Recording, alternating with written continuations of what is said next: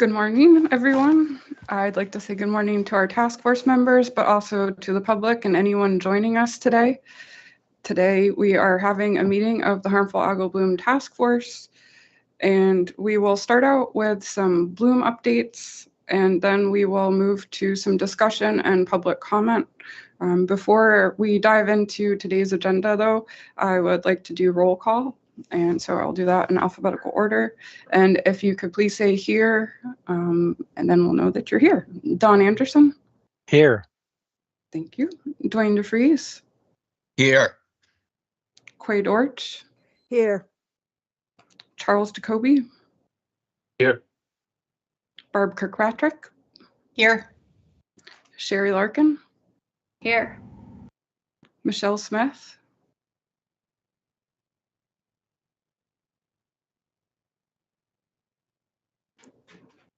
Did you hear me, Kate? No, I didn't hear you. Sorry.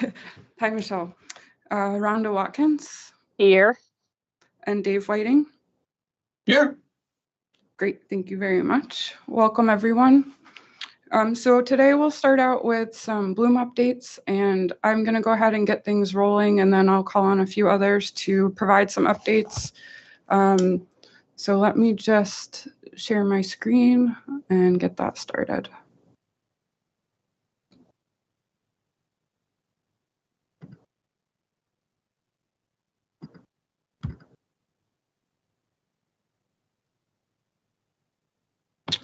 Okay.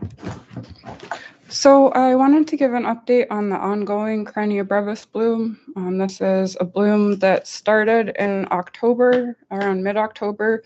If we go back just a little bit to September, we were seeing background cell concentrations in a lot of the areas along Southwest Florida, but it wasn't until mid-October where we saw the first observation of bloom concentrations. These continued to progress throughout the winter, and we saw conditions, kind of calm down and flare up several times throughout this event thus far. Things kind of flared up a little bit more in February, and then just kind of taking us through the last week of February through mid-March, conditions had seemed to improve in many areas. And then as we moved into the last week or so, we saw that we had some of these areas, especially around Tampa Bay, Charlotte Harbor, we saw a resurgence of bloom conditions there. It never really left lower Tampa Bay. So this is something that, thinking about this event, we are in the 6th month now.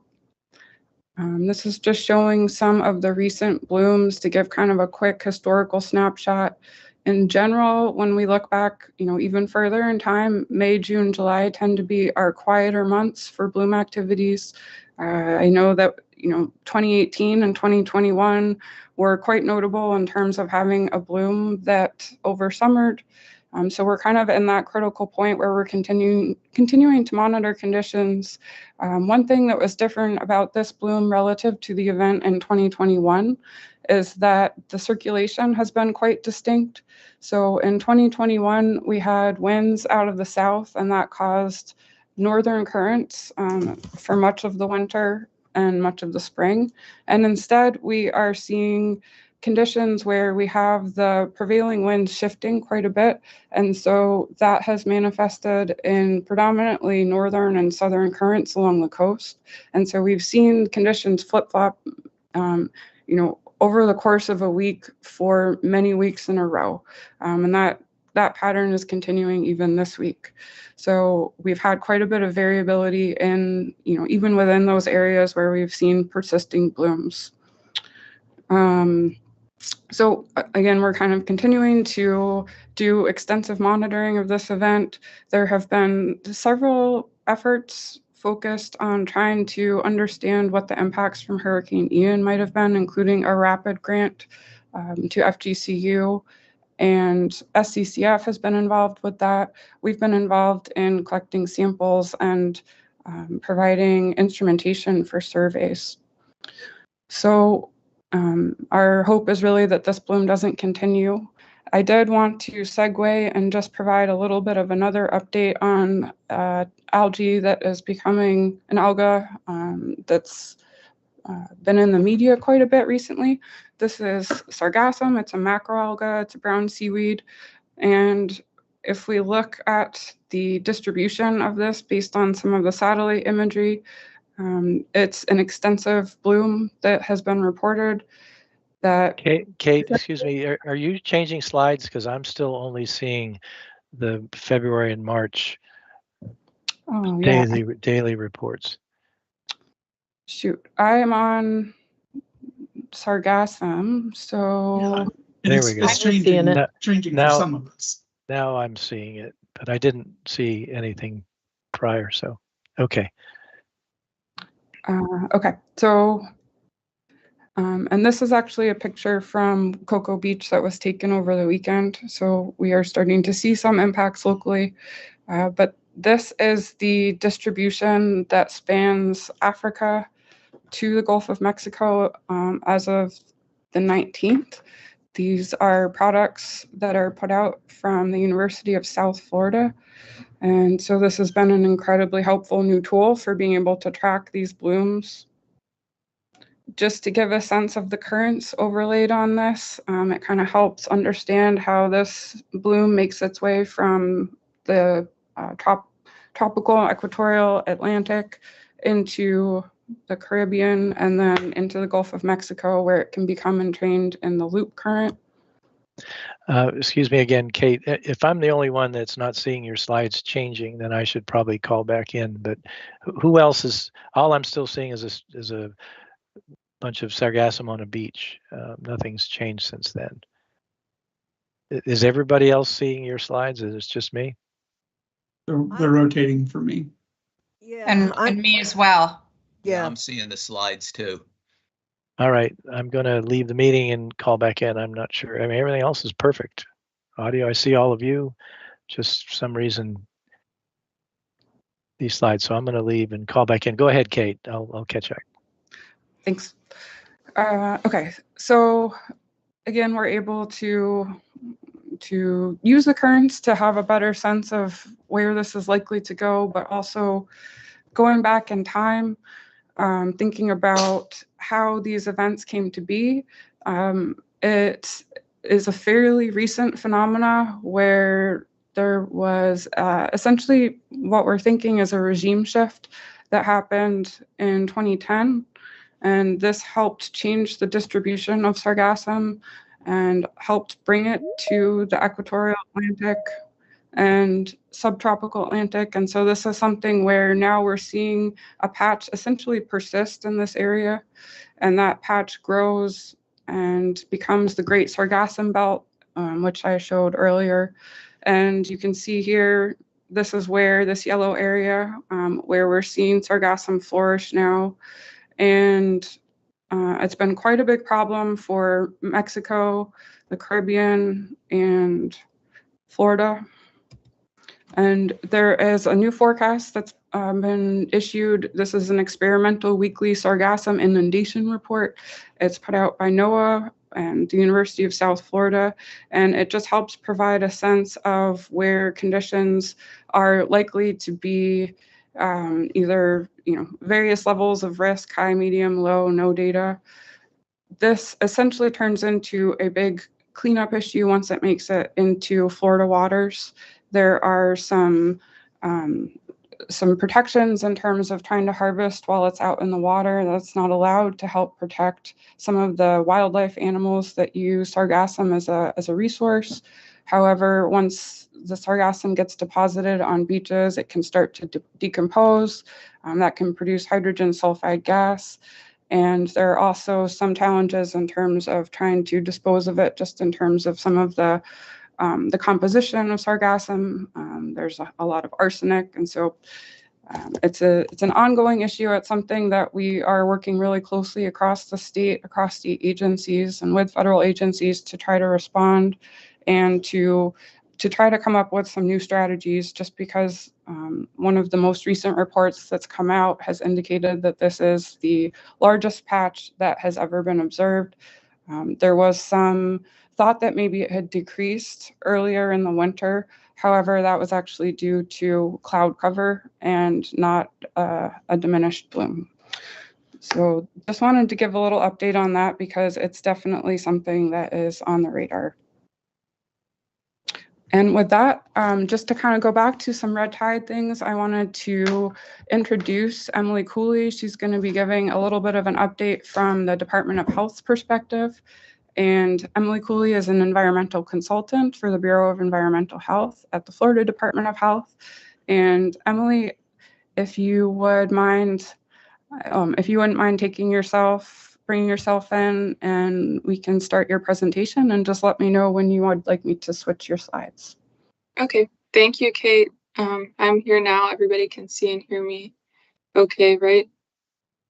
Okay, so good morning. I hope everybody's having a wonderful Tuesday. I'll go ahead and get started with some updates that we wanted to share from the Department of Health in regards to our red tide response this bloom season.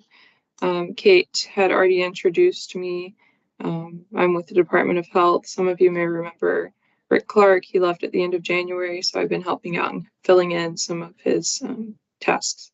So I just wanted to briefly outline here the topics that I'll be covering. I'll start with how we are keeping current with the red tide bloom that's happening, and then I'll discuss a little bit about our partner meetings that we have in order to stay updated with the current information and discuss ways that we can help out. And then I want to finish up by going over some updates that we've been making internally here at DOH. Next slide, please. So since this bloom started back in October of last year and has continued to persist well into this new year, we thought that it would be useful to work with our environmental health preparedness team internally to initiate our response process. So this process includes multiple factors that are such as generating our incident action plan for how we here at DOH are handling the ongoing red tide bloom. We also work with our preparedness team to create situation reports. These are used to capture kind of a simple overview of the activities that we're doing. And it is just a nice organized document to keep our management updated on the current status of the red tide situation and tasks that we are completing. Next slide, please. So another thing that we're doing to stay updated during red tide bloom is to keep following our written procedures, such as this resource guide that you see below. It's a collaborative effort that was published to cover all things about public health response to harmful algal blooms in Florida.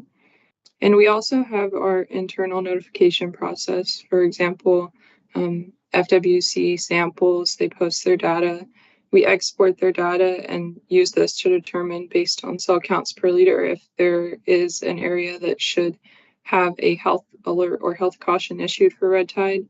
And then we relay this information down to our county health departments to distribute out further. Next slide, please. So this is a map that we like to monitor. Kate kind of touched on this a little bit in the beginning. So it's just a snapshot of the latest sample locations and cell count results that is posted in a report by FWC on their site, and they update it quite regularly. So this is the most recent map that was posted last Friday, showing the satellite image and then the bloom and the cell counts at the sample sites, ranging from March 23rd to March 30th. Next slide, please.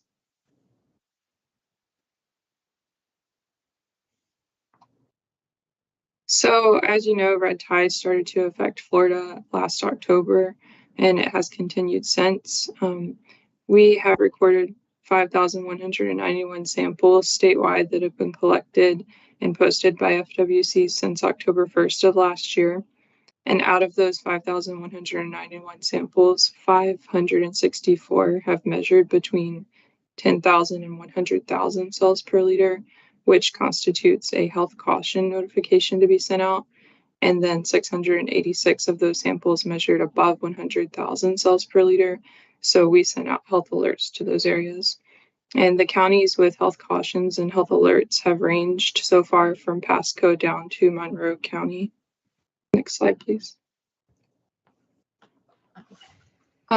This shows a breakdown of the number of samples that have been collected and reported out by FWC from each county since October 1st, as well as the total number of health cautions and health alerts that have gone out, focusing in on the counties that have been affected by red tide since the start of the bloom season. Next slide.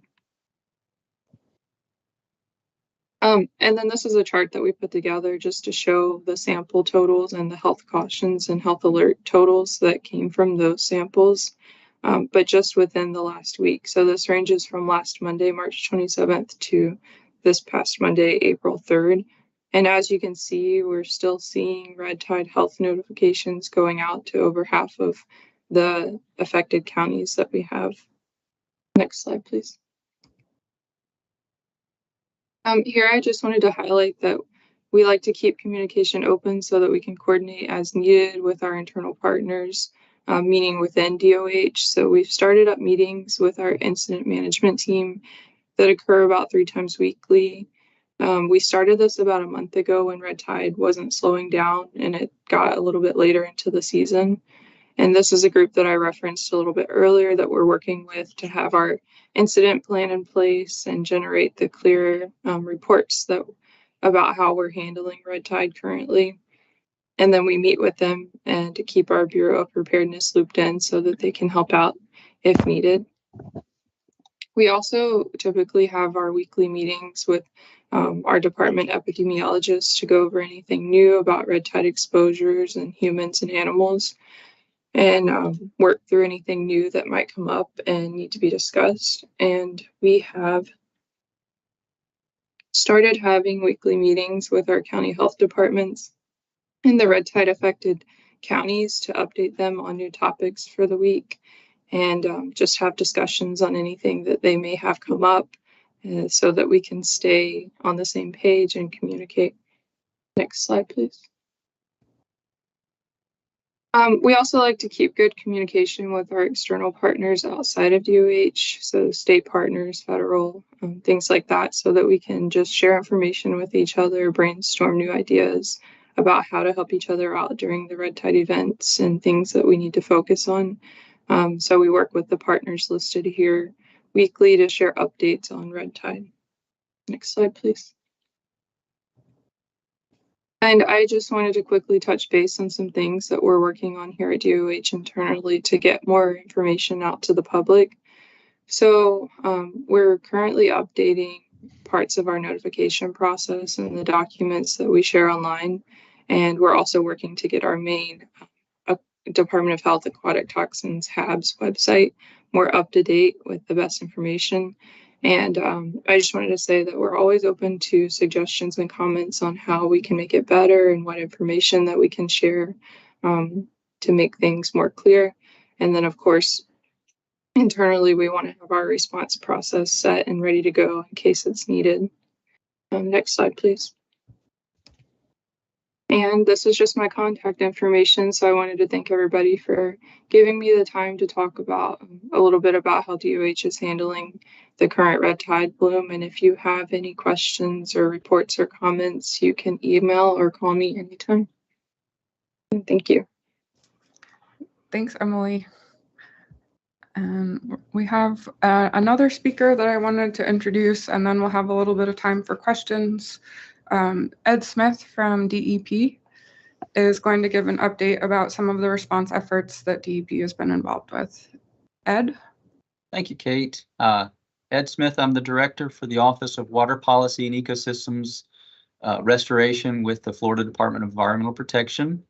And my team has been charged with assisting the local counties that have been impacted by red tide or fish kills associated with red tide. We have been provided through the legislature a $5 million appropriation that is for the biological debris removal associated with red tide. And so since November of 2022, we have been working with 8 counties along the southwest coast of Florida. That includes Pasco, Hillsborough, Pinellas, Sarasota, Manatee, Charlotte, Lee, and Collier counties. We've entered into grant agreements with each of those counties to reimburse them for any costs associated with cleanup efforts that are related to the fish kills associated with red tide. This is a recurring program we've had in place since 2018. We work hand in hand with the counties, and we get our direction from the task force here directly. I know Dave Whiting helps us out big time. Kate is also a big part of the assistance with us, our program, of reaching out to the counties, making sure we've got the right contacts and getting the grants in place in a timely manner. To date, we have removed about 700 tons of biological debris from the associated counties, which we've got encumbered about 2 million, a little less than 2 million of the $5 million appropriations provided by the legislature for these efforts. And we're pretty confident if things continue as they are, we should have plenty of funds to get us to July when we get a new appropriation. Both the Senate and House have an additional $5 million to appropriate to the department to continue the support for this effort. The counties, we do coordinate with the local governments in each county, and so we've been working with some of the local cities, such as Sanibel, City of Venice, some of the coastal communities. We can't reimburse those communities directly, but we work with the counties to get interlocal agreements so we can support those the smaller communities that are impacted by the red tide. With that, I'm here for any questions you may have. Thanks, Ed. Now I'd like to open it up to our task force members. Have any questions for myself, Ed, or Emily that we might be able to handle in relations to the bloom updates?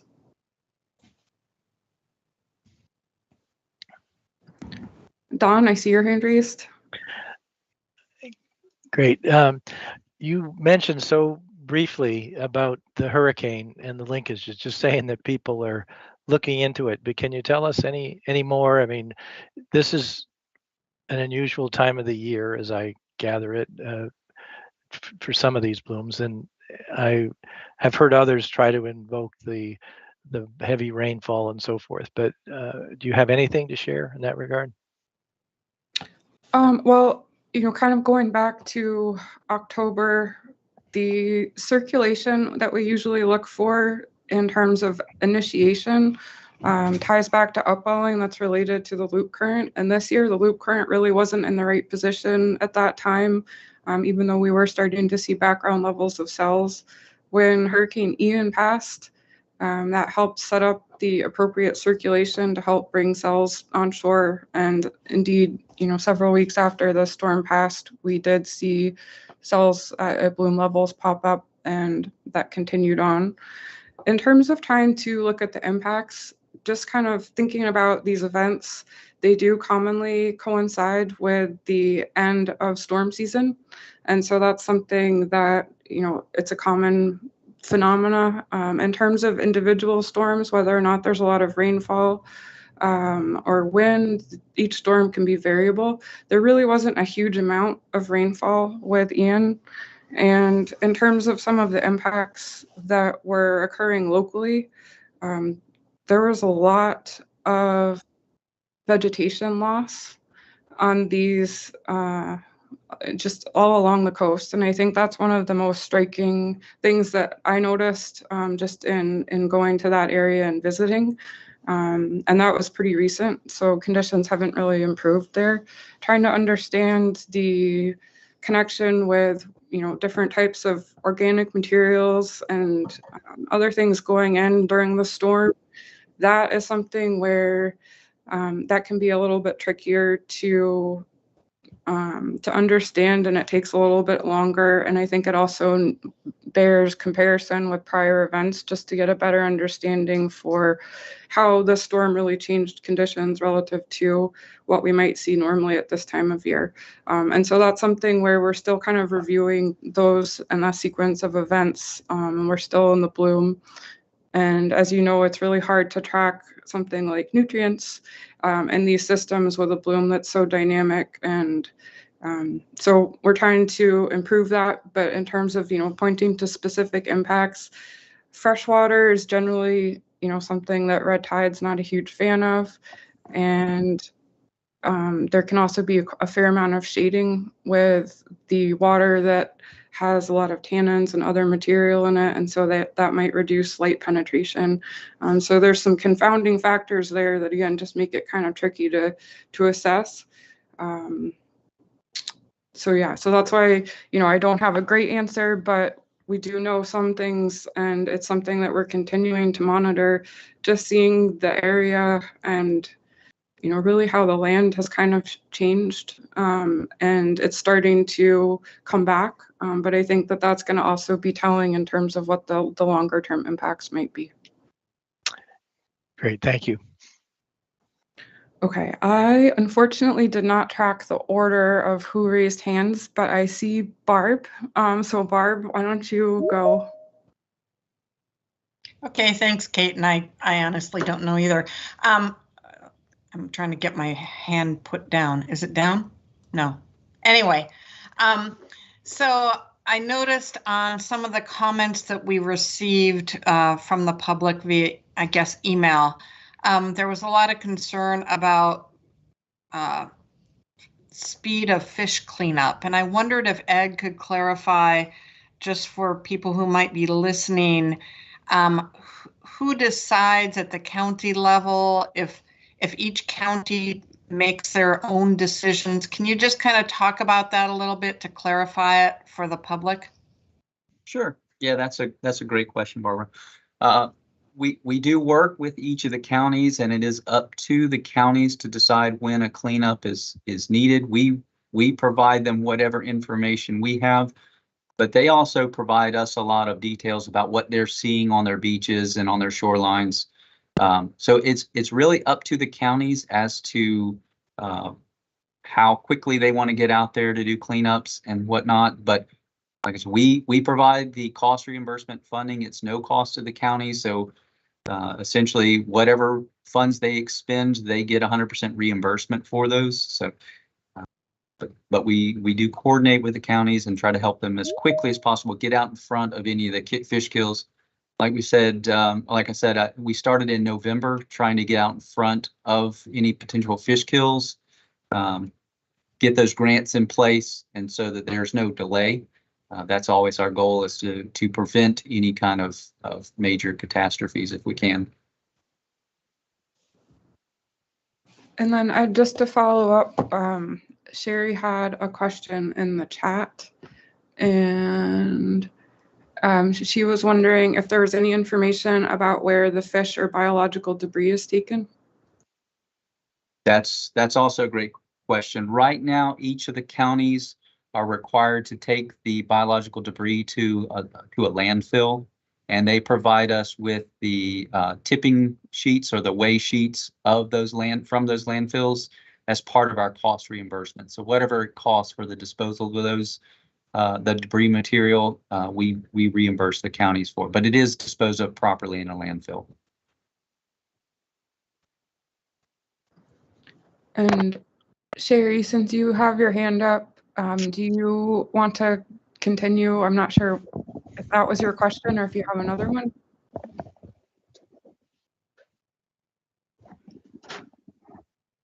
That was it. And my machine is not showing when my hand is up or down, so sorry for the confusion. No worries. It is up right now in case that's helpful.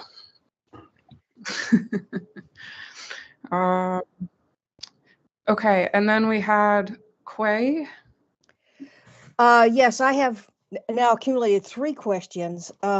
How much does sargassum impact coral reefs? And I asked that because with the South Florida report that NOAA has been required by Congress to do, it says impacts on the Florida Reef Tract.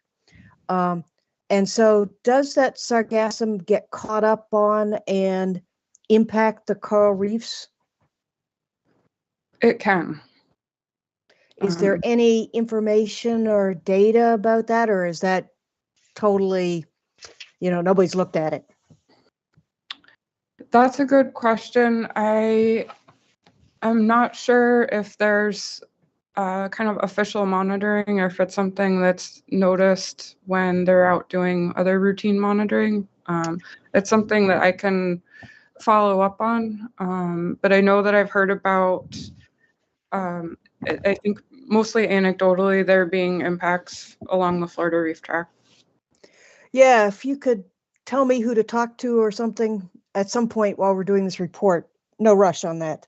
For the cleanup of sargassum, does that money from the state cover sargassum as well? Is it considered in the biological debris with the dead fish? That's a good question. So the proviso language associated with the 5 million currently as it stands is specific to red tide. And so we've been exploring opportunities to how can we expand that if we can expand that. So those discussions are ongoing at DEP right now. For the next year's proviso language, we have sought additional language that would allow it for other harmful algal bloom species and not limited to red tide, but that would be for future appropriations, not this one if it does pass. And it's probably different counties too than for the red tide. The Okay. good news about the red tide funding is it covers any county within Florida, and so we would go with the same. We've covered in past blooms when there's been up in the northwest, up here in the Panhandle part of the state. We've covered Franklin and Gulf County cleanup efforts also, so that we can cover any county within the state that's impacted by red tide right now. That's good. Finally, my last question, and there's probably not an answer to this yet. That study that Mike Parsons was funded to do with composting the fish debris, have there been any results from that yet? It's too soon, probably. Quite, I think that there were preliminary results from that are posted online on the initiative website, and so we can try to share that in just a little bit. But I don't want to misspeak about what I thought those results are, so I'm going to point people to that source. Okay. I thought it seemed promising though, so we'll see. That's it for me. Thanks, Quay. Rhonda? Hi. To tag on to Barb's question, Barb, that has been an ongoing issue with how do we decide when to start cleaning up dead fish. It's not so much an issue on the beach because for most of our beaches, we rake those daily. So we get those fish that are on the beach, but more so the backwaters. And there's that fine line between being too reactive, like maybe somebody called and said there's 5 dead fish around my dock. We certainly don't want to rush to DEP for funding for cleanup. But if anybody has any ideas on like a matrix of prioritizing that kind of stuff, if you have any experience with any other jurisdiction doing that, I would be open to hear that because we're going to have to come up with something like that. And then my other question is for Kate on the arsenic and sargassum. That's the first I'm hearing about that. Do you have any papers on that? Yeah, there is material. There's a lot of fact sheets just because these blooms have been heavily impacting especially the Caribbean, Mexico. And so there's a lot of interest in thinking about what beneficial uses there might be for sargassum. And of course, then there are these concerns with things like heavy metals leaching out, depending on where it's disposed of. And that might also impact what it could be used for in terms of, something that might be consumed by animals or humans. And so I think it's still very much an active area of research. There are publications out there that are exploring this topic. And, I think there are some good potential uses out there.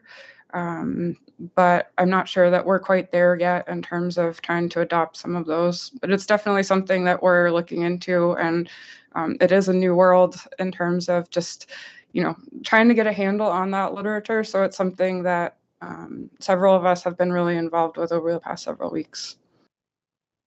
Okay, thanks. That's it for me. Thanks, Rhonda.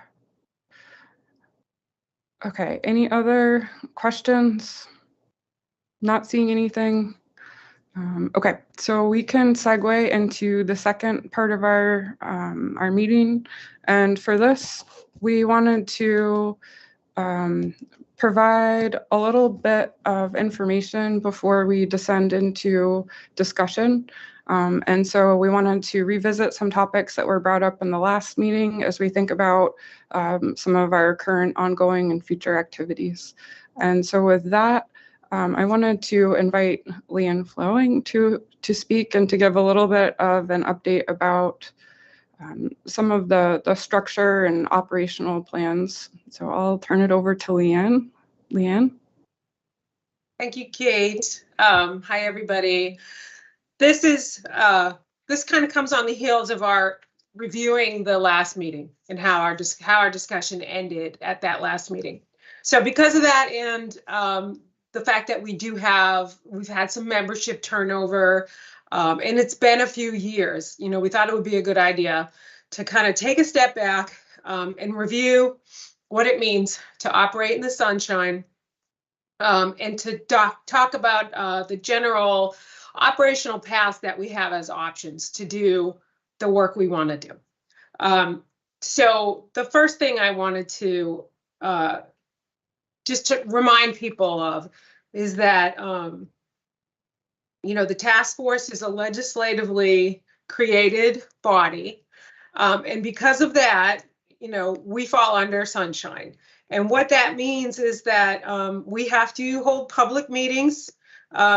Anytime we're going to have discussions that will lead to official actions, or if we're going to take official actions, or anytime public business of the task force will be discussed. So this extends to situations and discussions where there's 2 or more task force members outside of formal meetings. If you're talking about anything that might foreseeably come before the task force or that you might want to take up and make a decision on, then that needs to be a public meeting as well. So we had brought up the topic of work groups last time. And so we have different options to decide how to move forward on the different things that you want to do. The first one is the most obvious one. The task force works together in the sunshine and does its work, makes decisions on things or takes action on something. And so we've done this through the creation of our recommendations documents in the past. A couple of times we've worked through those together. Alternatively, we could decide that a working group is necessary to get something done. This could be because we need additional expertise beyond what the members bring, or it could be because the product or what we're actually hoping to get out of that work really does merit involvement and a voice, like a decision-making voice by other entities like local government or city folks, or, you know, so it will be very task specific, the best way to proceed with how we want to do stuff. Now, on the work group pathway, there's a number of possibilities. So in one scenario, there's like the communications work group. We decide we need a working group to make progress on one of our recommendations. Who's going to do this? We're going to establish a working group to get this going and get stuff done. In this scenario, we had multiple task force members on that group, and the communications work group, while it's a product of the task force, they now operate independently, and they create products and they bring in the local and the city entities that need these products and want to be a part of making them. And we get, I have to stop that. Task force members get updates on the activities, but they're not going to bring you anything to take action on or vote on. And that's because we have multiple task force members who participate on that working group. So it's not official task force business. It's something else now. It's just a product. It's just a way to implement a recommendation. There might be a scenario where we think a working group is the best way to get things done. And you want it to come back for final decision, or this will be a product of the task force. In that case, there can either be one task force member who sits on that working group or none. You know, we can establish the working group, but no more than one task force member can participate in it. And then that work can come back to the task force to be presented, discussed, or, you know, voted on. Or if there are multiple task force members who have an interest in participating, that's fine. We can have a working group with multiple task force members on it, but those would just be publicly noticed meetings. So does that make sense? So I think when we go into any discussion about what shall we do or what we want to do next or how we're gonna, like, for example, how we ended up the discussion last time, sort of talking about the, you know, the utility of a general HAB overview for the state of Florida and how that might help. You know, if we're going to make that product, kind of figuring out before you get started on the discussion, like what the best path is going to be. So there's no surprises. Like, is that something that everybody wants to participate in and stamp as the task force? In which case, great. Just, you know, we just do it in public meetings. You can have a work group to involve other people as well, and it will come, you know, it'll come back to the task force for you all to vote on.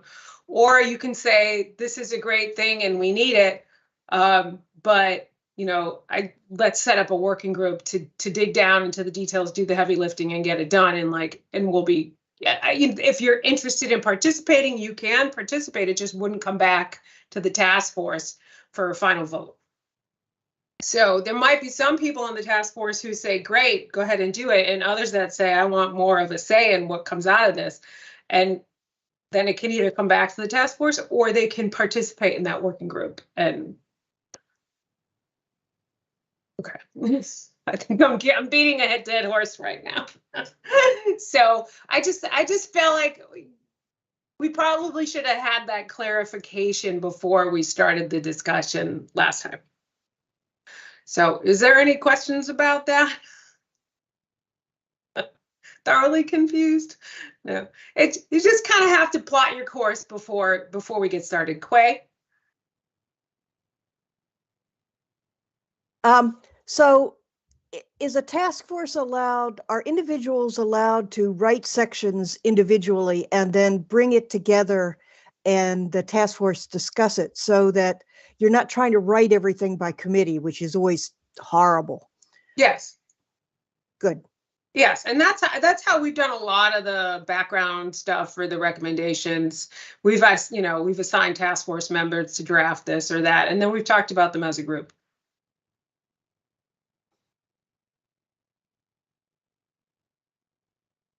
Barb?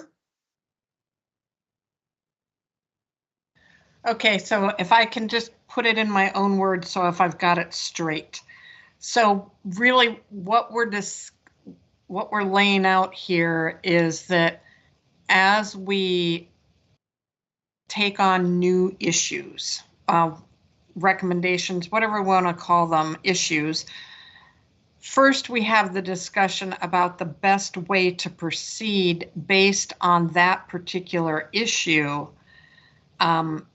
be it working group, be it task force, some kind of blend, to kind of like plot out the plan of attack or approach before we just kind of dive in. Is that a good way to say it?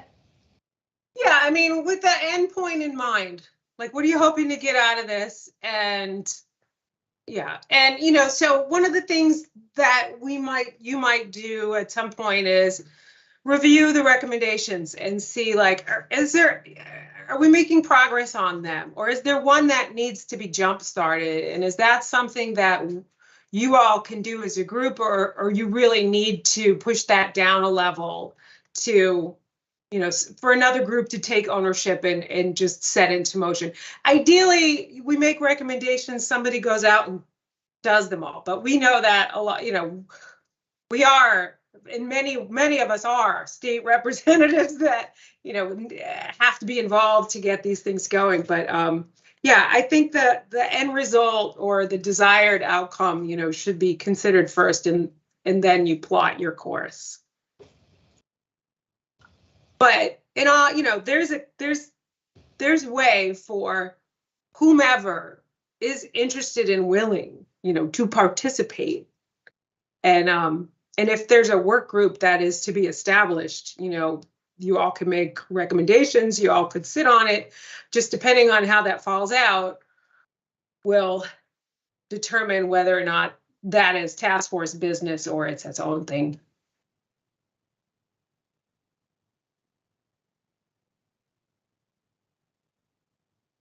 Anybody else?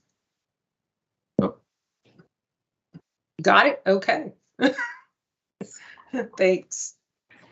Okay, thanks, Leanne. I think that's really helpful. And it's always good to just kind of set the stage as we do go into discussing some of the things that we would like to see happen next.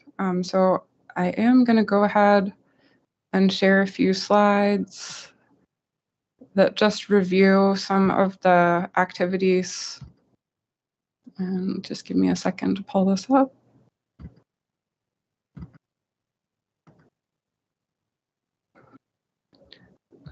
So I just wanted to give an overview of some of the products that have been put out as products of the task force.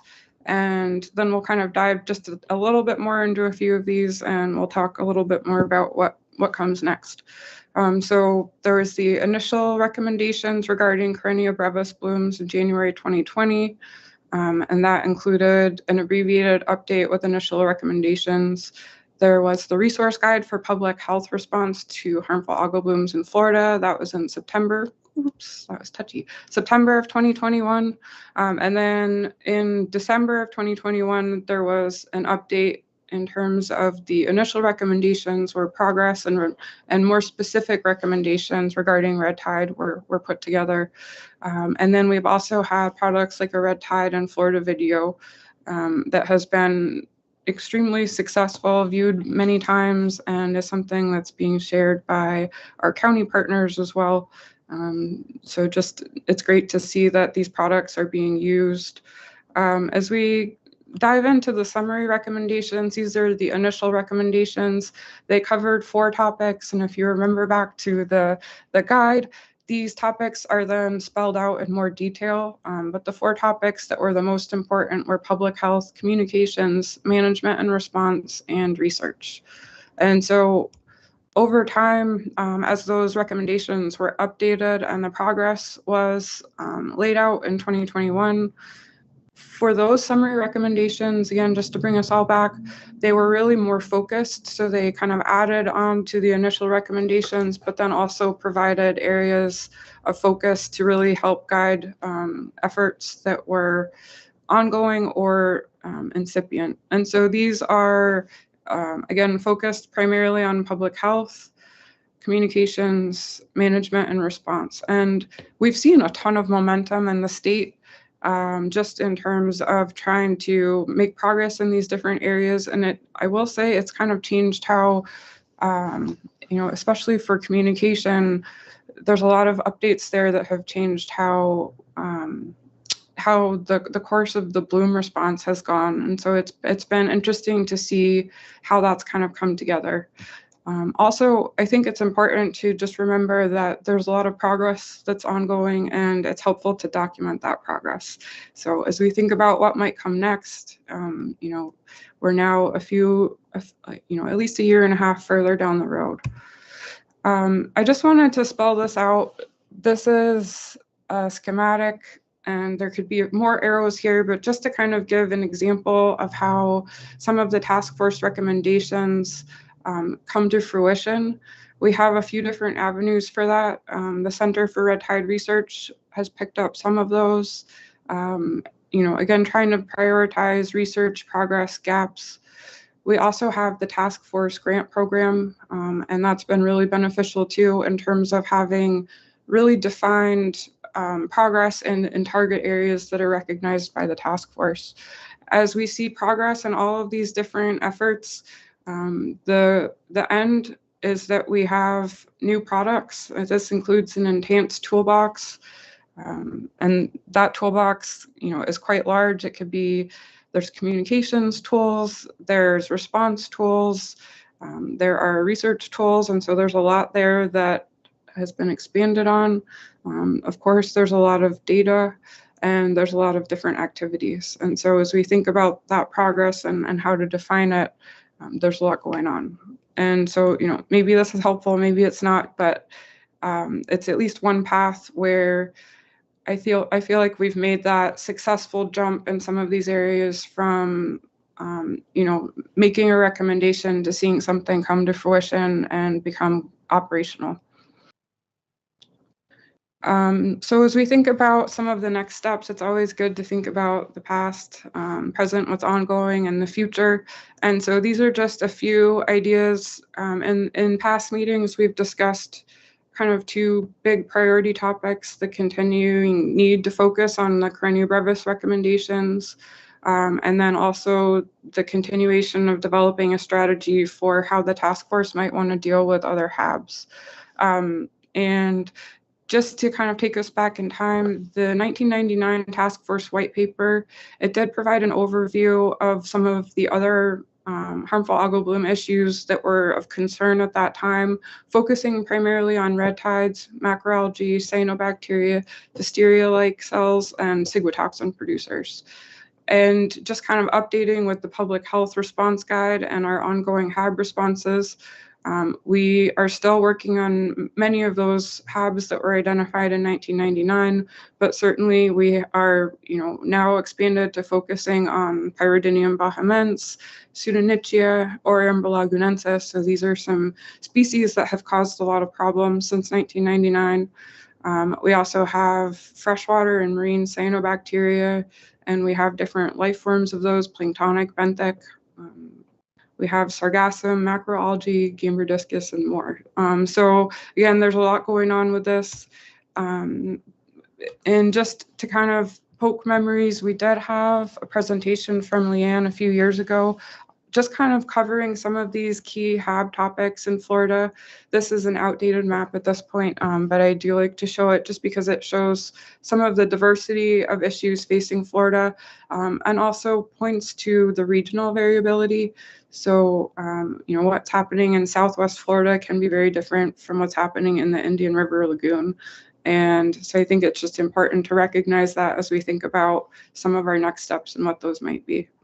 And I think that's all I had. I just wanted to give a little bit more insight to kind of help, progress this next part of the conversation. And Barb, I see you have a hand raised. Does that still? No? Okay. Sorry, I can't see you all when I go into screen sharing mode, so I wasn't sure if it was a new hand.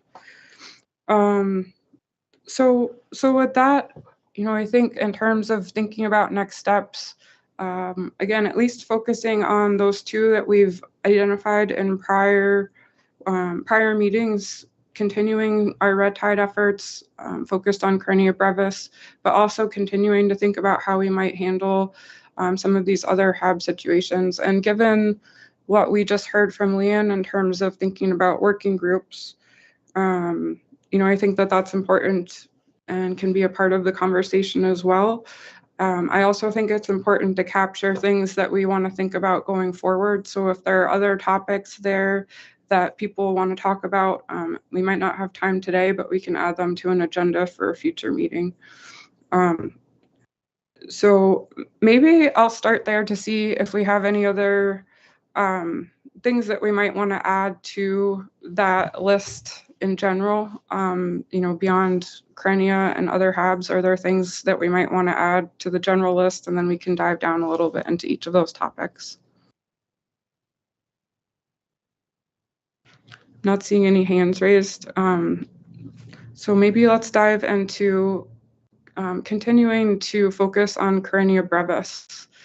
And that's something where we have options in terms of how we might want to proceed with continuing to address recommendations. One is to continue to work with the existing recommendations. I think that, again, there has been a lot of progress, and so another possibility would be to try to come up with an accomplishments or progress type report as, you know, part of steering what comes next. So I wanted to see if people had any comments, questions, thoughts on this.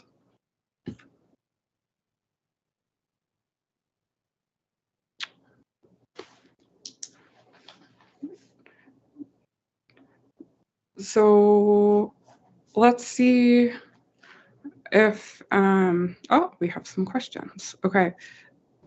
Barb, I think I saw your hand go up first. No, I think actually Quay was first. Oh, shoot, sorry. That's all right. We'll go ahead since you're talking. Oh, okay. Your high level diagram of the progress conceptually worked really well for me, but I would really like to drill down, and I think it would be a useful benchmark for the public to actually flesh that out with specific progress. That's my comment. How's that? I'll leave it at that. I will second that, in part because I know how much research is going on right now. And from a very selfish point of view, writing this South Florida report, it would be really helpful to know, there's lots of things that I know are in progress, to have some idea, and that can then lead us to gaps, because that's at this point, I don't feel as if I have a good feel for where the gaps are going to be when we finish all the things that are currently in progress or just finished. Okay.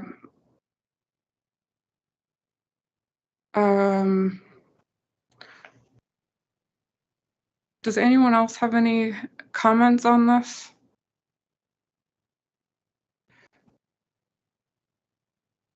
I think that this is something that we can, oh, Chuck.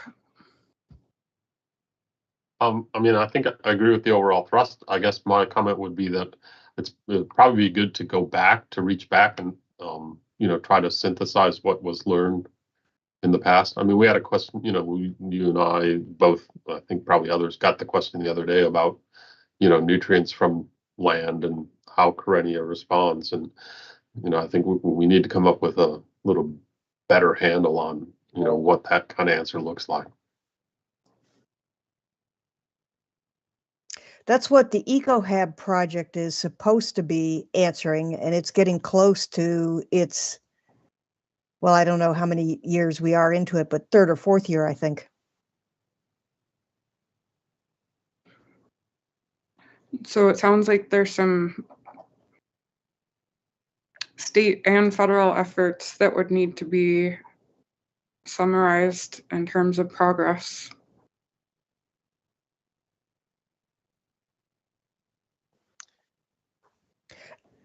And the whole control issue, which the public is particularly interested in.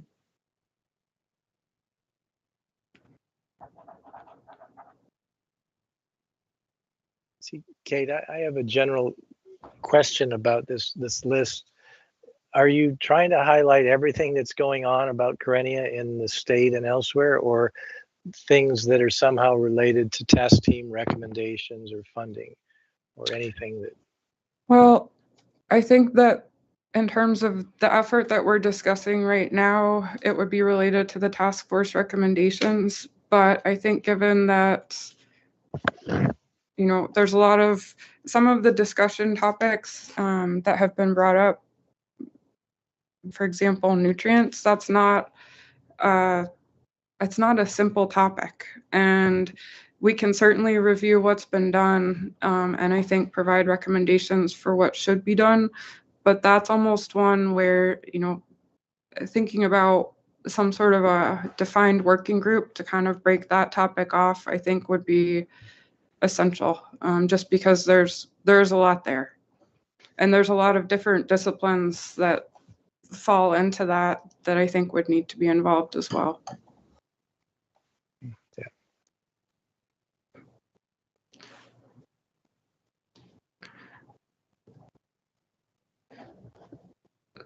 So,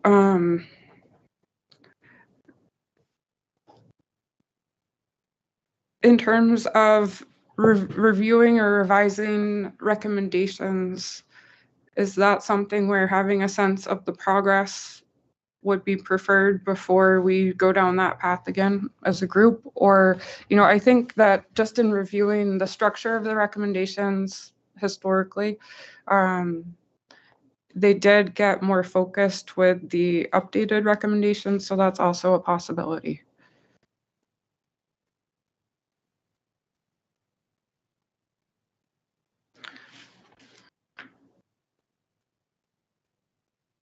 Any thoughts on that? I right. guess I'm wondering, when you say that, are you talking about making them more focused yet again, or without Well, looking at the accomplishments, or? I think if we go back to the last set of recommendations, especially the really specific ones, I think that there's been targeted activities, momentum in those areas. And so I think highlighting those, it does give emphasis, weight to those in terms of, again,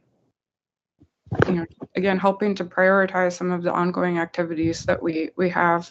And so I think that if we go back to the initial recommendations and maybe the more detailed write-up of those, it may be helpful to revisit those and just kind of think if there are certain ones that we want to pull out to focus on.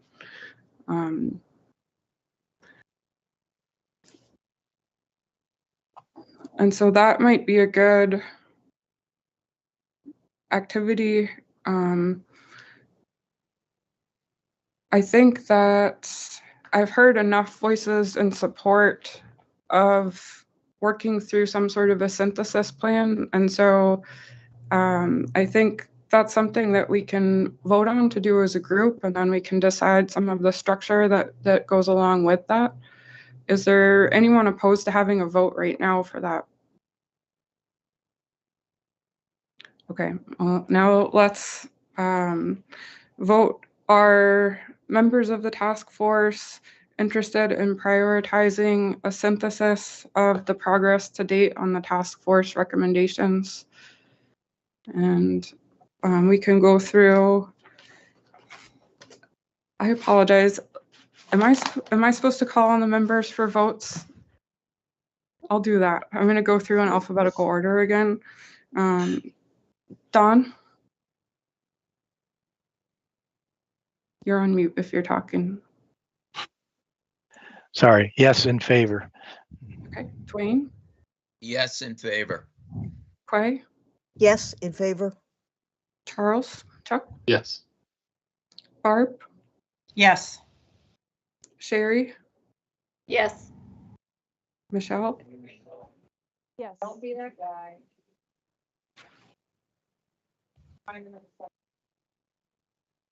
Rhonda? I can, you're very faint. Yes, from Rhonda. Okay, thanks, Rhonda. Yes, from Michelle. And Dave? Yes. Okay.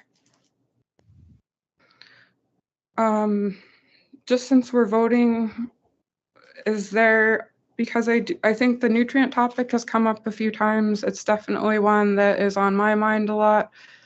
Is this something where,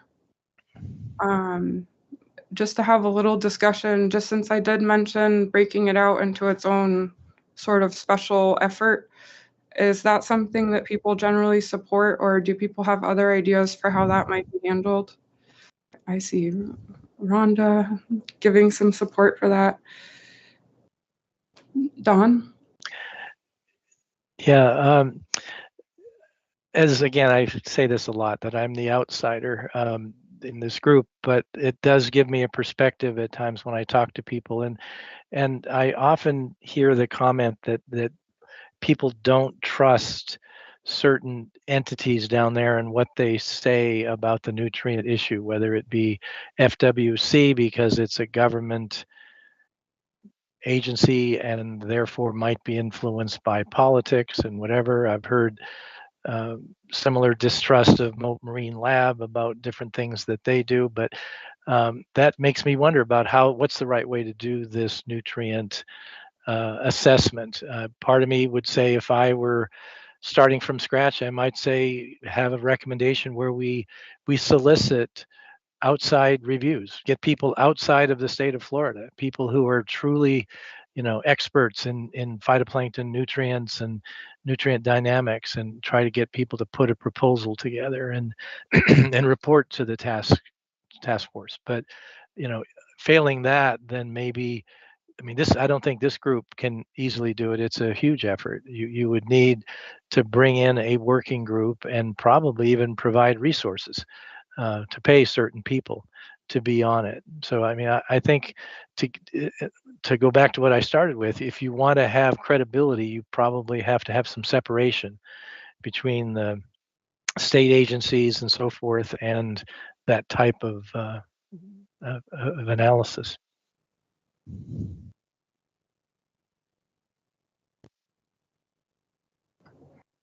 Okay.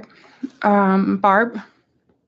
Yeah, I would just support Don's comment, and being a person who lives here, I think what I hear locally echoes what Don hears from up in Massachusetts. So I think the effort would not be as effective if we did it, if you will, locally. And there's the one, is it a harmful algae special issue on the nutrients from the EcoHab, the first EcoHab that Cindy Heil had. And I think in there they postulate 12 or 13 different ways Carania uses nutrients. So it is a messy, messy story where, again, experts who really look at phytoplankton ecology and nutrients, I think, would be a huge help.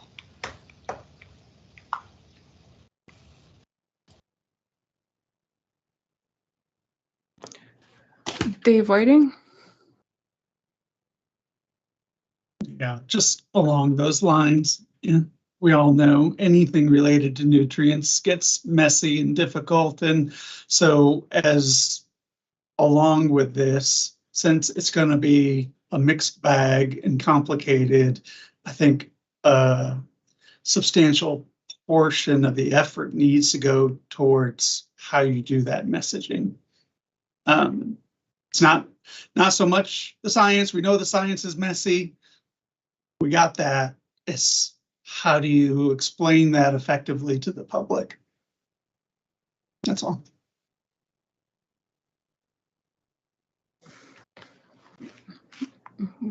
And Rhonda?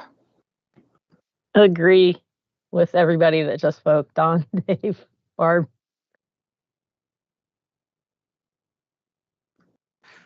Okay. So then, in hearing some of the, sorry, Sherry. Thanks. I was just reminded when at one point we talked about meeting with the blue-green task force. And I think when I hear that topic of nutrients, I think it's the one that overlaps the most. I do know there is a, I was looking at the summary of the upcoming, the Blue-Green Symposium that is happening in May. So I don't know in terms of our timeline for how our process would lay out, but if we are talking nutrients, maybe I don't know what the other task force is up to, but maybe now is a good time to think about how there might be some interaction or overlap or synergies. And I'm glad you brought that up, just because I was able to talk to Mark Greens about that a little bit, and especially in relation to nutrients And in thinking about working group structure, that's also something that the Blue-Green Task Force has been, working through. And so we talked about something where we would have representatives from both task forces. If there was just one, then, that might be a little different than if we have multiple members coming together, but definitely we see that as an opportunity for interaction as we think through what some of the structure might look like.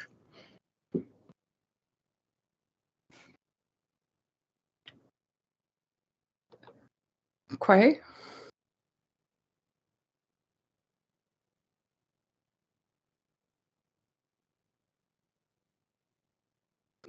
Quay, if you're talking, you're on mute. I can't see your. Yes, I was talking. Sorry. Okay, sorry. I see the real advantage to having a working group that works for both task force.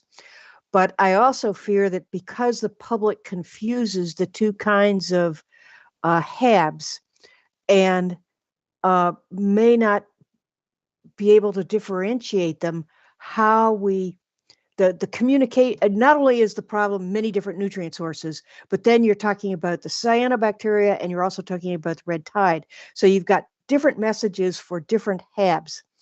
And that I think is extremely complicated messaging that I'm not sure I would know how to do. I don't know if it's better or worse having the groups combine the nutrient issue into one task force. But part of the contract ought to be coming up with a communications plan.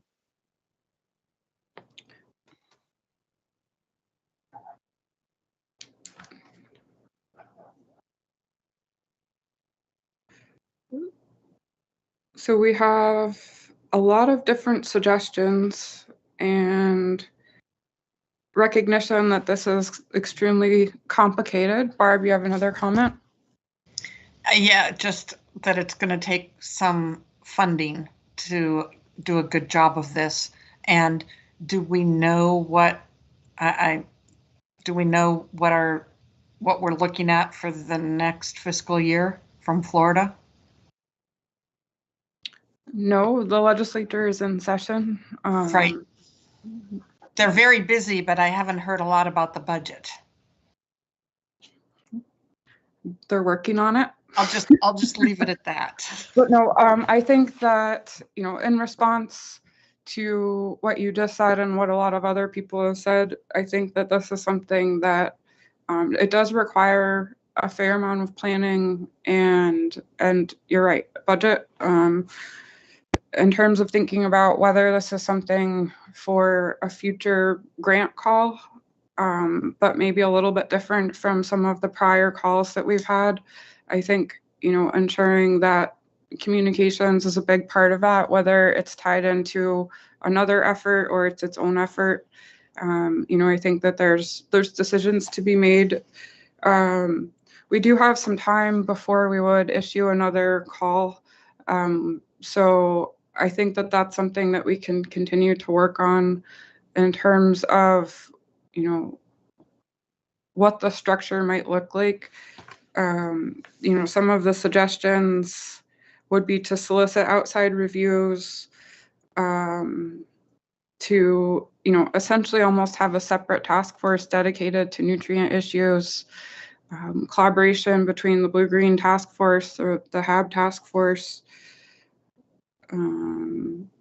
So as we think about next steps, it seems like summarizing some of these different possibilities in terms of, thinking about potential options and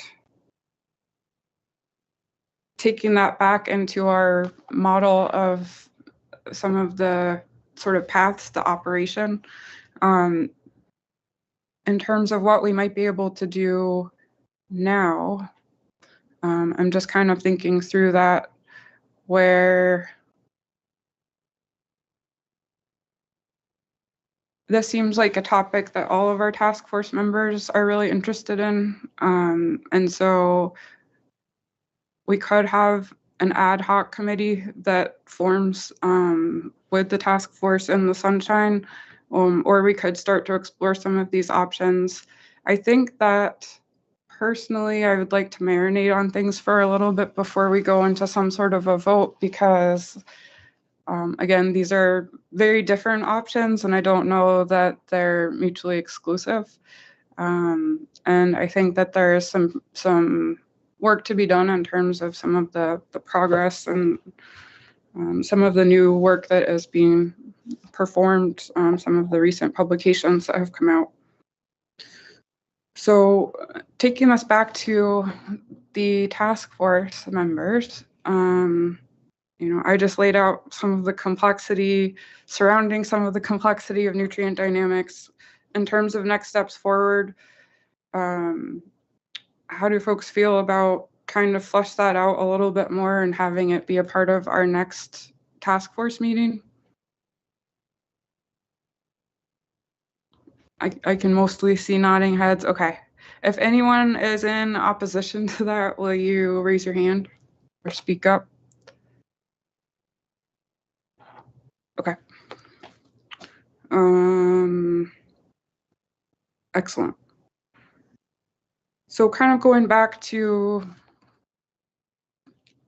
summarizing the first sort of red tide bullets, it seems like focusing on accomplishments is something that needs to happen, and then also thinking about how we're going to break out nutrients from the recommendations and really start to flesh it out a bit more. Any additional comments or feedback on that? Barb? Because I'm not a phytoplankton ecologist, it just occurred to me, maybe Quay, Don, you can help with this. Is Kyrenia uniquely messy, or is there another HAB that we could take a look at, whether it be in the US or worldwide, on how they've done messaging more effectively? Just thinking again, can we go to the community and see what they've done? So I'll just throw that idea out. Well, I'd love to hear Quay's thoughts on this, but in terms of messaging, I do think Kyrenia and the situation you have is unique in the world picture, because you've got all the agriculture, you've got things that other places have, but you've just got a long history of controversy about it.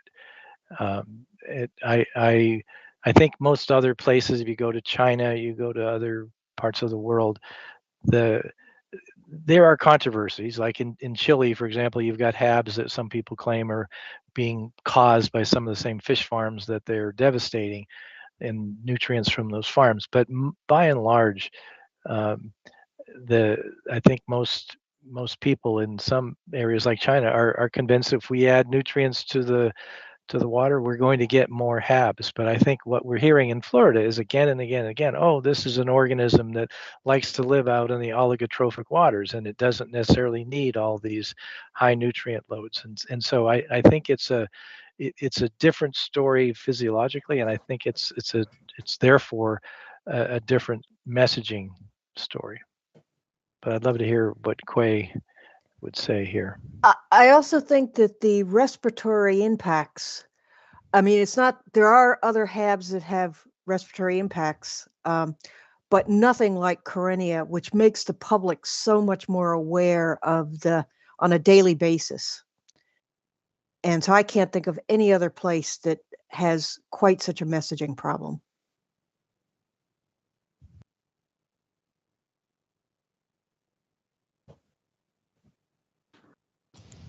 Yay, we're unique. Yeah. In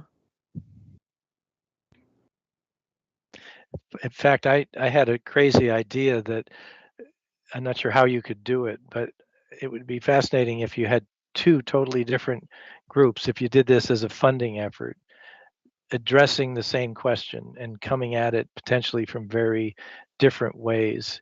to give us not a single opinion, but a couple. That was one thought that occurred to me. Another one was that maybe in this brainstorming session that Kate's talking about, we could try to think about some of the direction we might give to those who were potentially going to be looking into this, the kind of elements that would be good for them to look at, which means we'd all have to go back and reread Gabe Vargo's paper from that, whatever it was, 2005 or whatever, the special issue Barb mentioned, and then reread things that Cindy's written, and try to think of what could be done differently. What would be the critical elements of a different study? For one, for example, you could say, is there a way to use that Piney Point discharge as a case study, or to really compare 1 year to another year? I don't think I've ever seen that done. Years where you have big blooms and years where you don't, and look both at the physics, but especially at the nutrient dynamics or the river flow or whatever might have been contained in the Caloosahatchee or whatever. So I think brainstorming, we could maybe provide some direction rather than just waiting for a group of people to come up with their own approach. And maybe that means we have to give money out to a couple of groups. The price tag for this is getting higher and higher as we talk. Yeah. But we actually had a reasonable amount of money to give away, and if it's the same amount, and I do think that the public probably wants an answer, or at least a uniform, informed and technical response to the nutrient question that is independent of the state of Florida and its political, ties to whatever, big sugar and things like that. If we can give that as a task force, then it's worth it. It's one of the things when I joined this task force a long time ago, I felt like that was something that we should and would do. No, I think it needs to be done. And just a reminder, in 5 minutes, we'll pause for public comment. That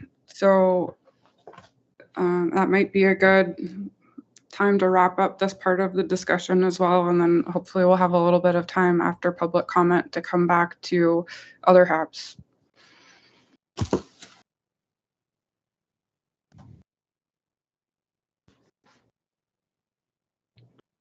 Does that mean we can take a 5-minute break?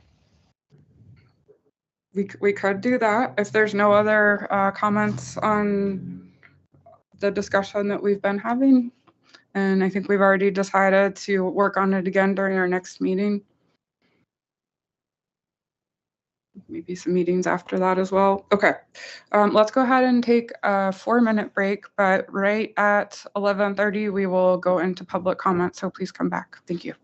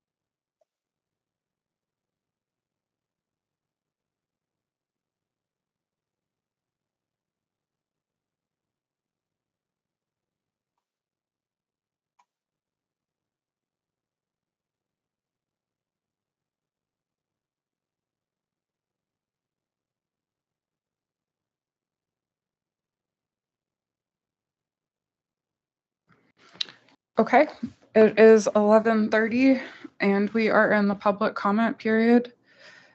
And if anyone wants to call in with public comment, now is the time. We'll wait just a few minutes and we'll go back into our discussion.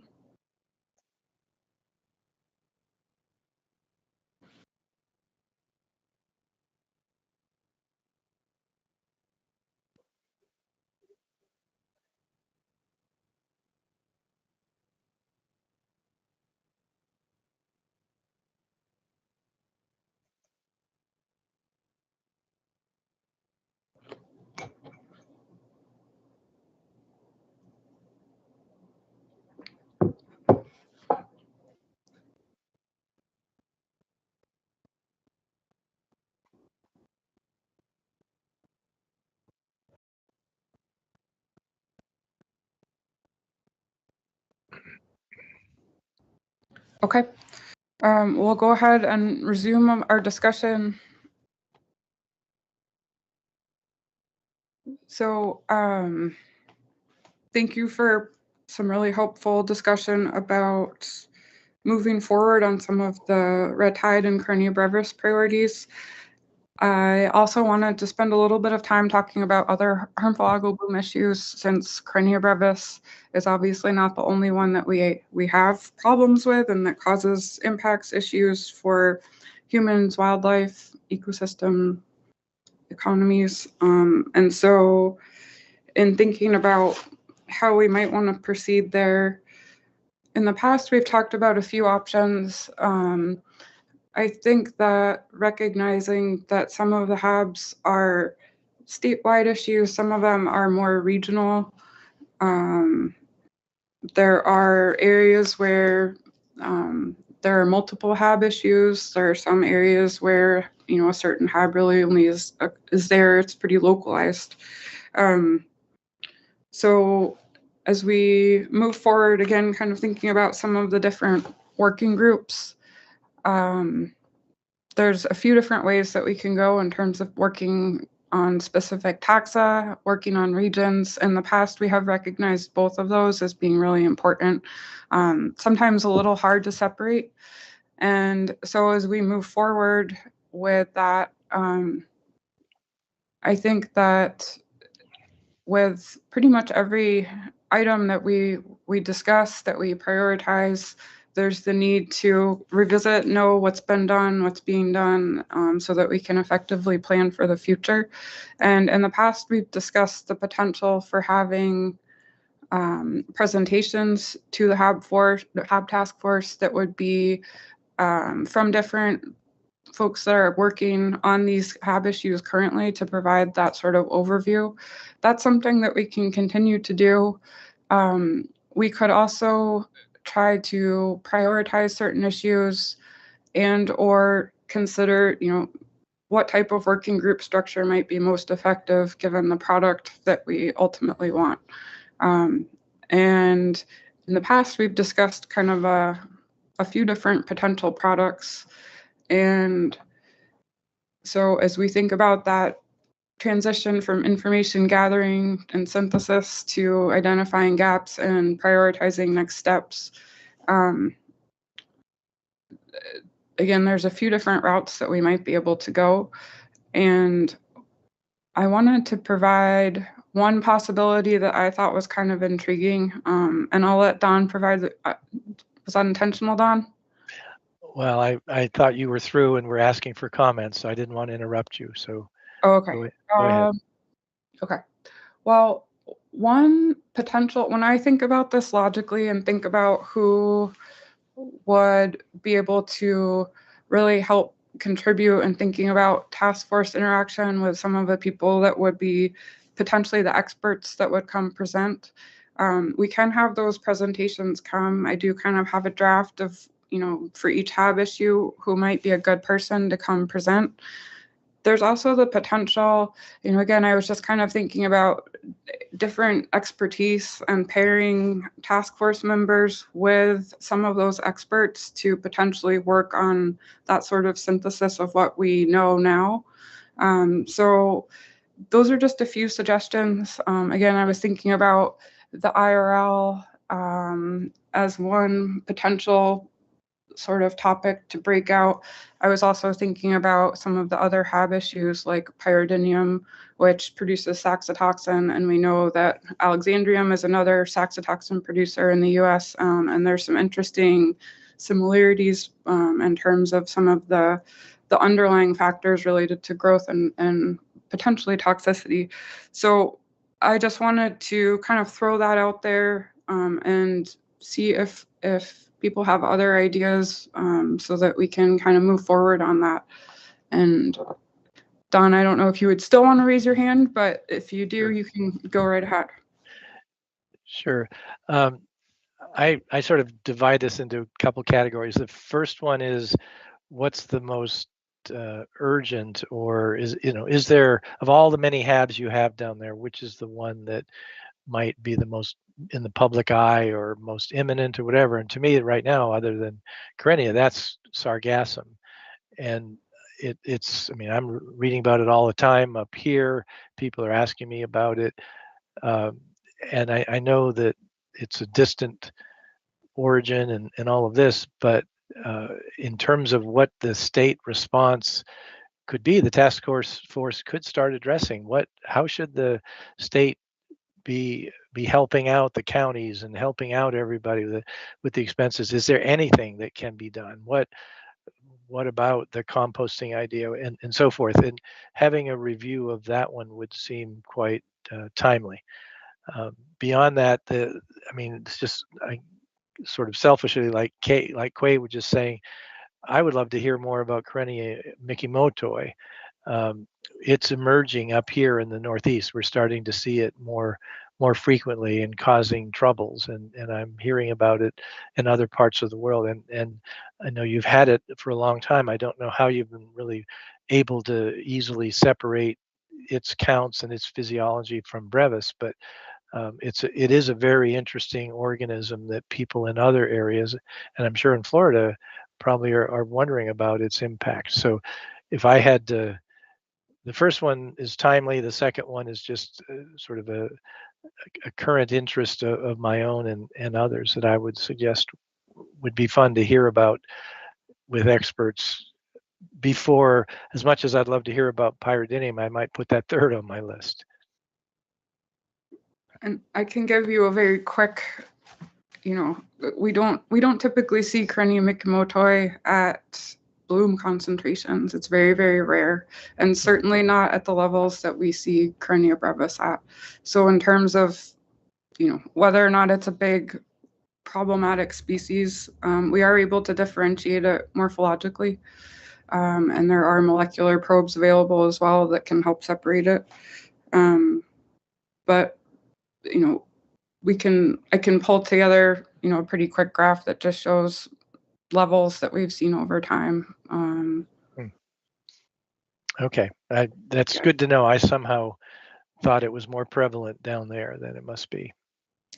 We track the different Corynea species in samples. We can differentiate them with light microscopy. There are a few that are a bit tricky that are likely complexes, but for the most part, we can differentiate them. I would say Papilionaceae is perhaps a bit trickier because there is a nice spectrum in terms of the morphology between that species and brevis. So just as a quick response, but I definitely wrote it down as well.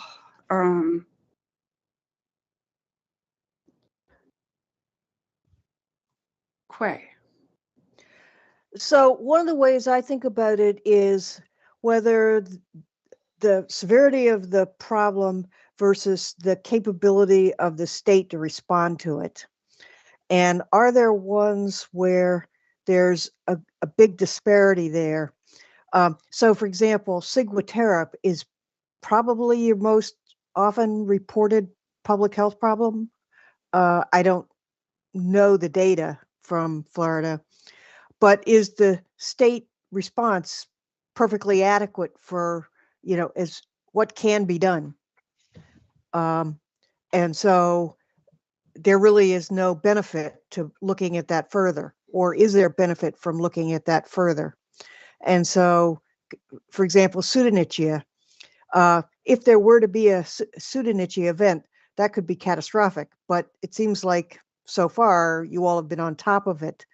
And so it isn't likely to cause a major problem. So which ones are likely to cause a major problem, I guess, is the question that I'm wondering, besides sargassum, which I agree is got everybody wound up.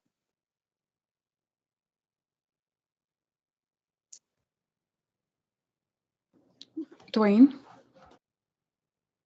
Yeah, I'm going to go back to something you said, Kate, and I agree 100% that we're going to need to think through kind of where we want to go. So, if we look at those two categories that we've been discussing, Corynea first,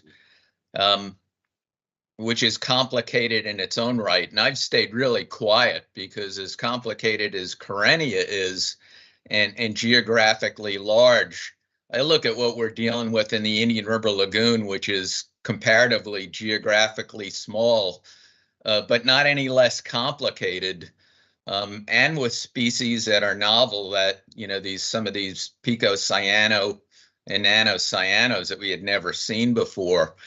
So I'm going to suggest that if that second tier of focus was on nutrients, there's a common thread. It's going to be different, from Biscayne Bay, to Indian River Lagoon. And Indian River Lagoon is different on the southern end versus the northern end. We might be able to use that nutrient synthesis of what do we know, what don't we know. We know how complicated this is species to species. It's not all equivalent, but maybe that's the way to start moving to a larger kind of statewide, summary of the other harmful algal bloom activities, because we're seeing this on and off and at different scales, almost in every estuary. But what's going on in the Panhandle is very different than what we're seeing in the Indian River Lagoon, and so maybe that nutrient kind of angle, that perspective allows us to start to move towards kind of understanding some of these other blooms. And then one last thing, if we decide to go out, and I like the idea of going out to a competitive third-party analysis.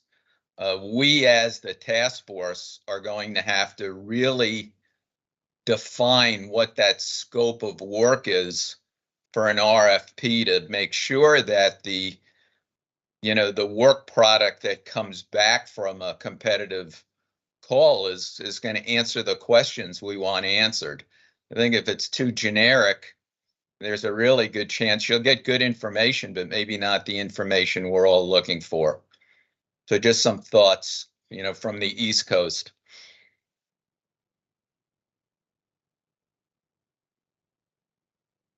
And just to kind of weigh in terms of some of the comments about state response and impacts, I think that the IRL is another system where there's no doubt that there's been, extensive impacts from these blooms, and we're seeing that with manatee mortalities, we're seeing that with water quality issues, and so I think, it is a big response effort all on its own. In terms of how well it's being managed, I think it's being managed quite well, but there's still room to ask new questions, different questions, and really evolve there. So I think that that's an area, and it ties in mitigation and restoration as well, since that's ongoing. So I would just kind of add a little bit of weight to that as well.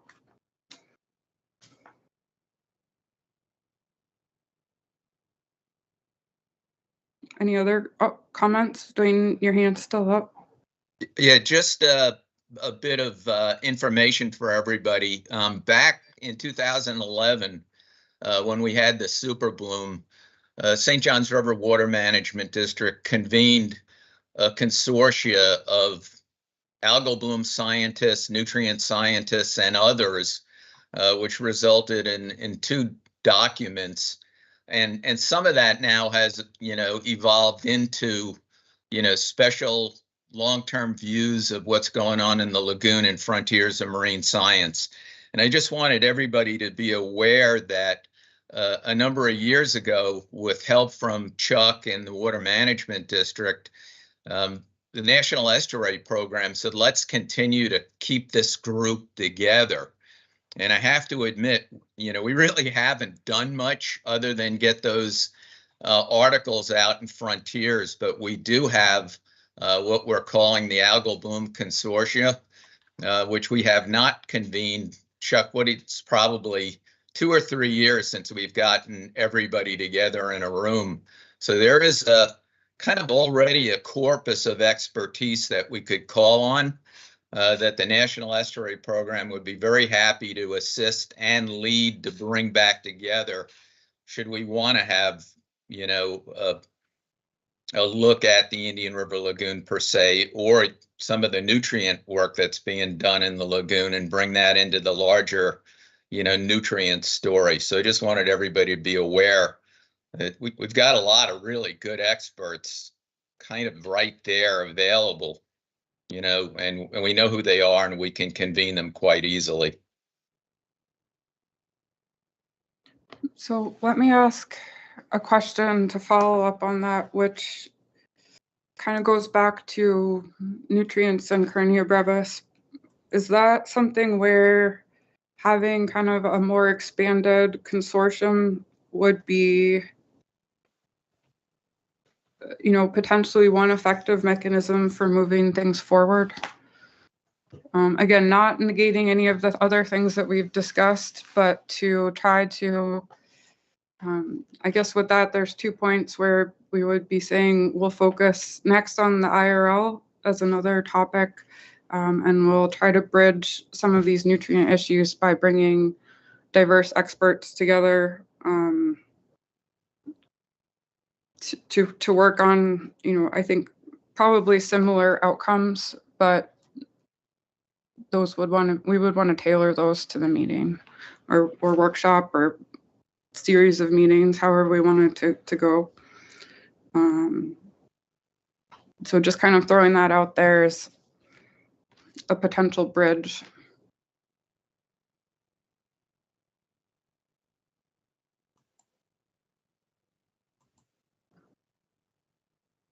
Quay? Dwayne, were you suggesting to use this group that you're talking about, not us, the HAB task force, but the group you were just talking about, to do the assessment now of where we are with the Indian River Lagoon and where the gaps still are?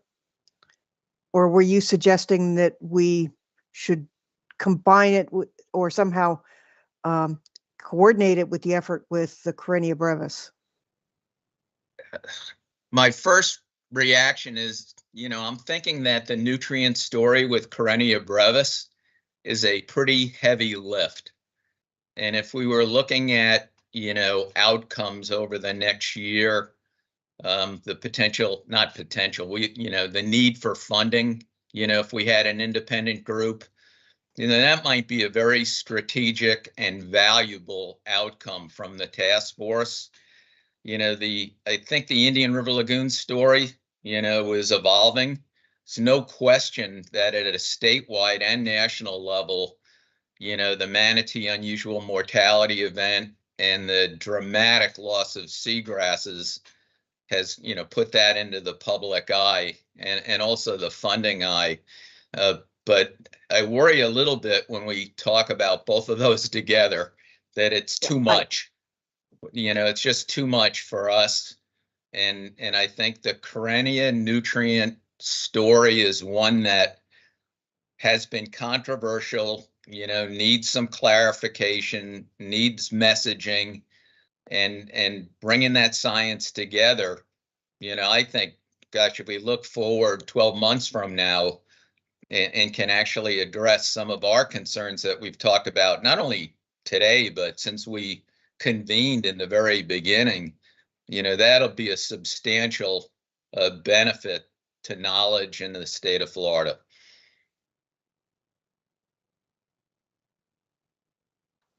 And I agree think, with you. Kay, you said something, I think it was you that said, this isn't going to be cheap. I agree that, if we go external, this is going to be a significant investment to get what we need and want on the Carenia side of the nutrient story.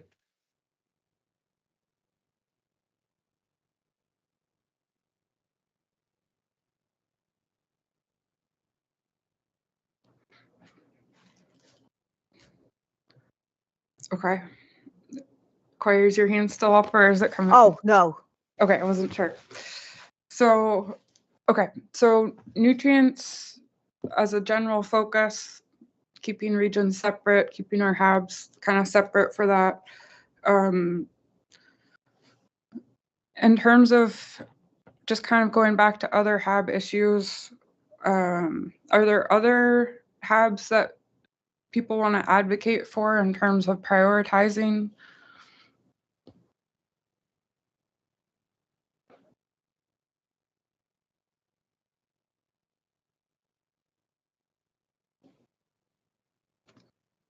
So are we at a point where do people feel comfortable voting on the IRL as another, as a priority topic for working on other HABs? Don? Well, I was just thinking about your last question about are there other priorities?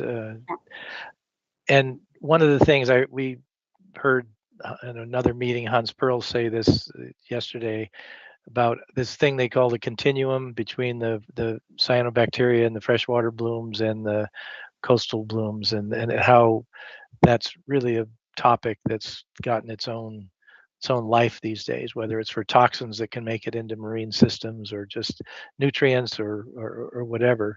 So that would be one place where we have really good synergy with the blue-green task force.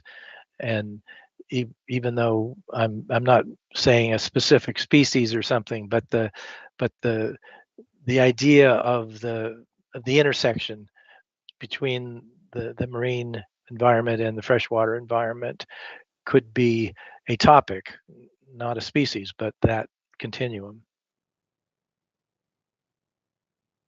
And I think that's got to be the case in the IRL too. You must have huge continuum issues there.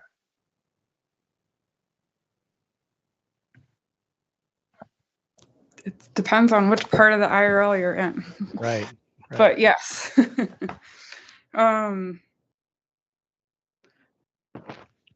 So I think that's a nice way to look at it, and you know that does necessarily bring in some other types of algae, you know, along that continuum.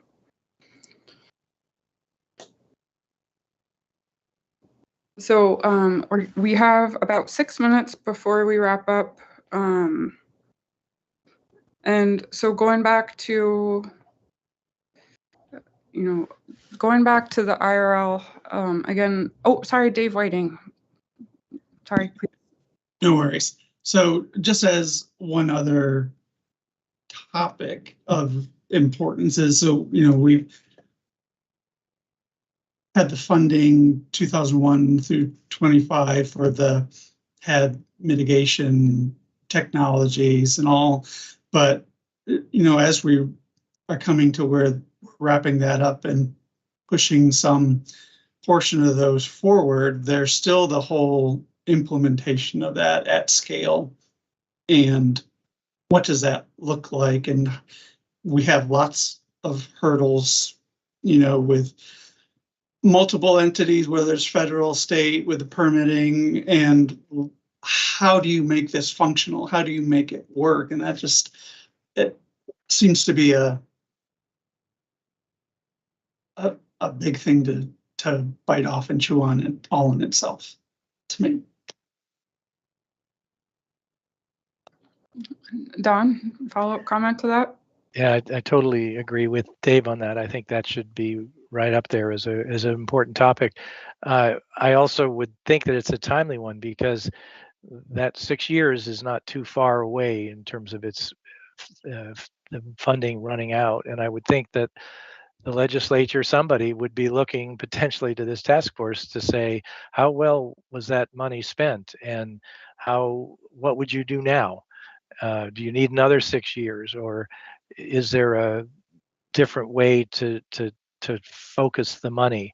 I've been funded by that program on and off and have had some great successes, and it's worked well, but other things have been very frustrating. And so I think a task force overview, not just of what Dave's saying of how do we go to big scale and how do we implement things, but also what should the legislature do when that 6 years is up? I would think they'd want our opinion. I would hope they would want our opinion.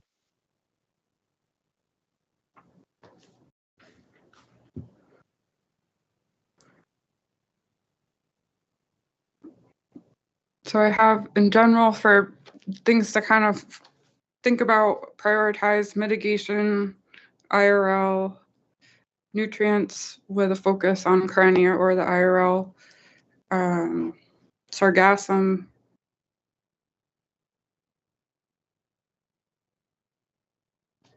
Carenia mikimotoi. Any other? You can drop Carenia. We got too many other things to do.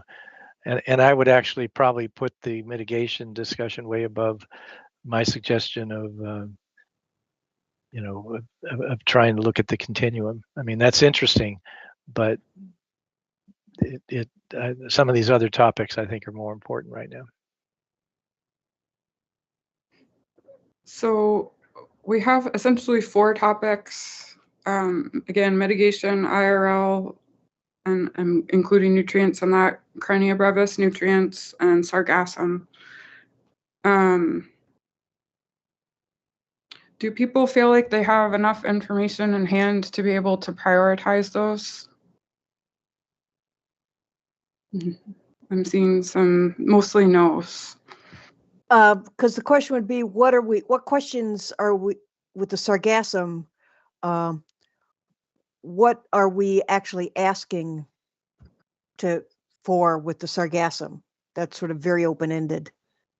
Yeah, and again, I think that with all of this, it's good to remember we'll still need to know what's been done, what's being done to address what could be done. So I think that's really important. And so maybe we need to think about that before we prioritize. With that in mind, that does set us up for more of a targeted group in terms of inviting speakers to future meetings, as opposed to thinking about every HAB issue and kind of putting point people there. So in a way, we have prioritized already. Is this something where people feel like having speakers come on these topics would be helpful? Okay. We've been thinking about a few different ways to potentially do that, whether we have meetings or a combination of meetings and webinars that are recorded for viewing at any time that would be also, potentially hosted. So, we've been thinking about this for other issues, other topics as well. So I think that, at least thinking forward to the next meeting, I think that this does give us a good list to focus on. And, Dwayne or Chuck, I would probably ask you to give the IRL update or recommend someone new to do that. But we can work on considering others for these different topics as well. There's some obvious choices and then maybe some that are less clear. And I do recognize that the nutrient issue is a tricky one, and it's going to be, important to start to unravel, but there's going to be a lot going on there. So,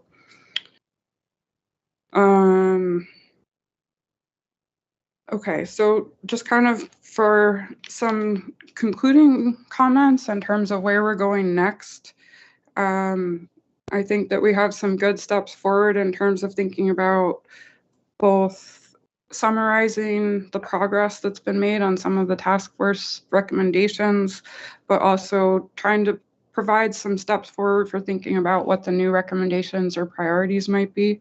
And also, we've laid out a lot of different ways that we might be able to make progress on these. And so I think it's good to kind of keep all of that in our minds, and then as we move forward, again, continue to review what's been done, what's being done, and try to plug those gaps. Any other comments before we conclude for this meeting?